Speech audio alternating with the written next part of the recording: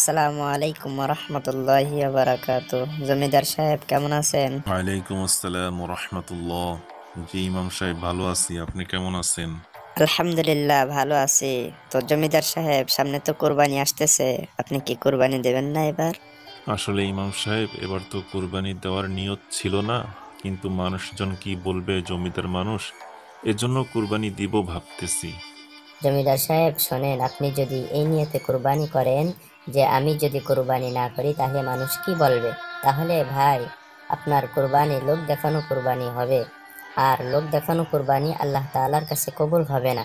কারণ কোনো ইবাদত যদি মানুষকে দেখানোর উদ্দেশ্যে করা হয় তাহলে ওই ইবাদত আল্লাহ তাআলার কাছে পৌঁছায় না, শুধু মানুষের কাছেই পৌঁছায়। তা জমিদার সাহেব, আপনি একটু ভেবে দেখেন যে আমি এত টাকা খরচ করে কোরবানি করব, আর যদি আল্লাহ তাআলার কাছে কবুল না হয় তাহলে তো আমার কোনো ফায়দা নাই।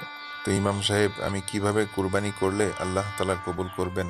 জমিদার সাহেব দেখেন, আপনি যে ঈদের দিন পশু জবাই করে কোরবানি করবেন, ওই পশুর গোস্ত, রক্ত, চামড়া এসব আল্লাহ তাআলার কাছে কিছুই পৌঁছাবে না। শুধু আল্লাহ তাআলার কাছে পৌঁছাবে আপনার নিয়ত। নিয়ত যদি খালেস বা সঠিক হয় তাহলে আপনার কোরবানি আল্লাহ তাআলার কাছে কবুল হবে। এই জন্য আপনি শুধুমাত্র আল্লাহ তাআলাকেই রাজি খুশি করার জন্য কোরবানি করেন। ইনশাল্লাহ জমিদার সাহেব, আপনার কোরবানি আল্লাহ তাআলা কবুল করবেই করবে।